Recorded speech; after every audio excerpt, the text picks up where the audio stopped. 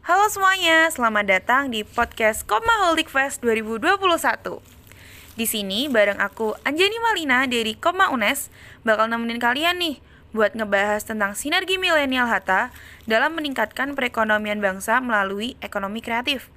Jadi, di sini kita akan ngomongin seputar perkoperasian, ekonomi kreatif, dan cara meningkatkan perekonomian bangsa melalui ekonomi kreatif itu sendiri.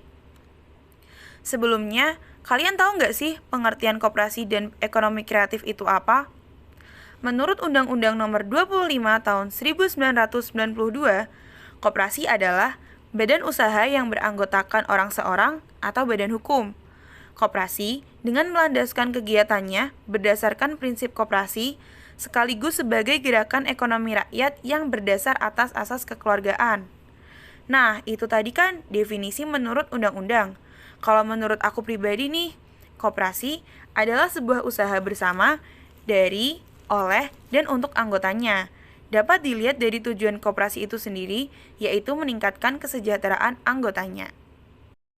Nah, sedangkan pengertian ekonomi kreatif, menurut Wikipedia, ekonomi kreatif adalah sebuah konsep di era ekonomi baru yang mengintensifkan informasi dan kreativitas dengan mengandalkan ide dan pengetahuan dari sumber daya manusia sebagai faktor produksi yang utama.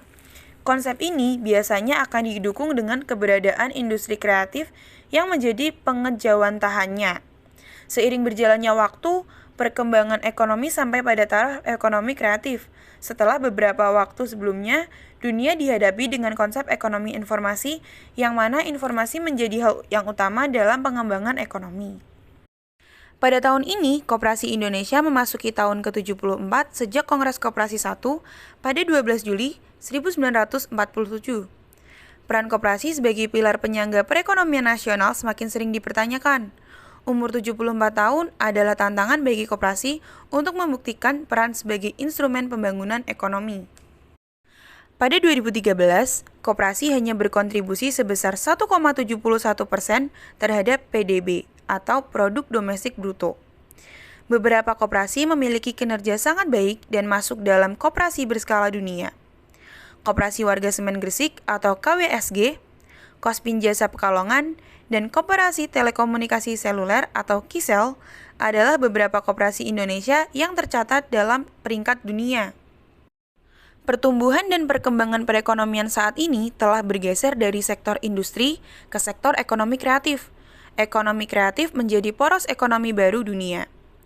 Menipisnya cadangan energi, buruknya dampak industrialisasi, dan meningkatnya kebutuhan pangan menjadi alasan utama pentingnya pengembangan sektor ekonomi kreatif. Film box office Amerika, kartun anime Jepang, K-pop dari Korea Selatan, dan beberapa aplikasi software, game, dan industri kuliner adalah beberapa contoh subsektor ekonomi kreatif yang berkembang pesat di dunia. Presiden Joko Widodo saat ini berusaha untuk membawa ekonomi kreatif Indonesia sebagai tulang punggung perekonomian nasional.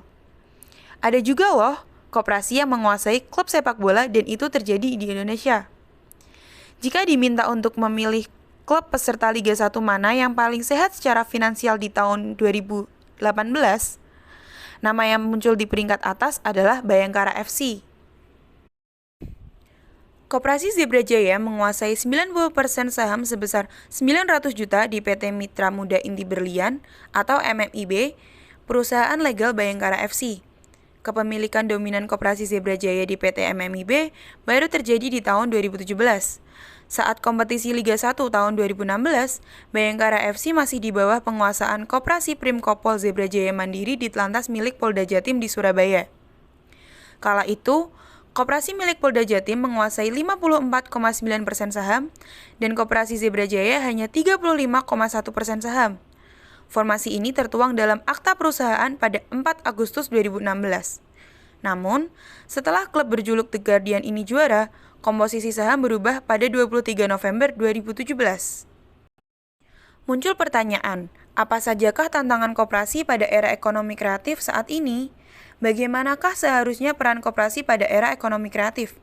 Pertanyaan itu kerap muncul kala koperasi saat ini tidak begitu populer di masyarakat.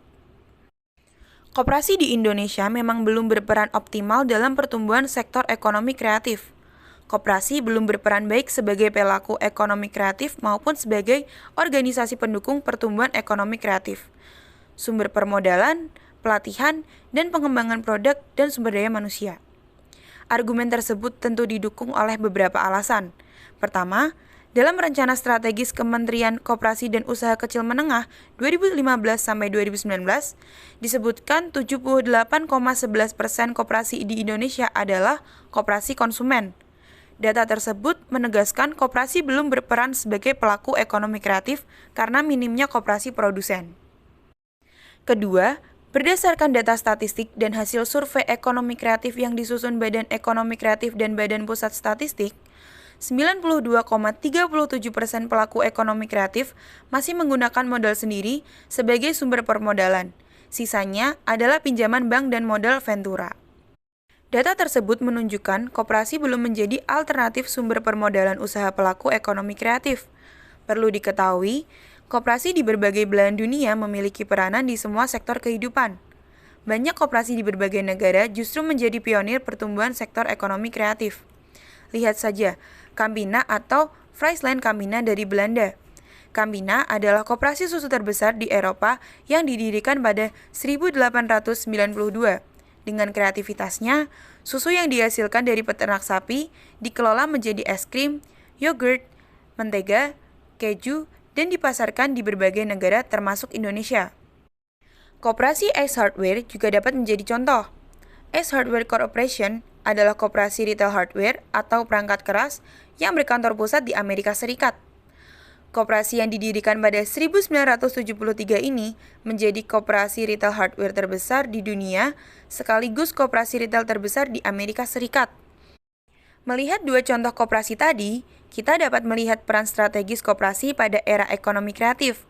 Pertama, koperasi dapat menjadi institutional forms of creative enterprises atau badan usaha ekonomi kreatif. Status koperasi sebagai badan hukum menguntungkan para pelaku ekonomi kreatif dari sisi legalitas badan usaha, perizinan usaha, dan bantuan permodalan. Kedua, koperasi dapat menjadi sumber permodalan pelaku ekonomi kreatif.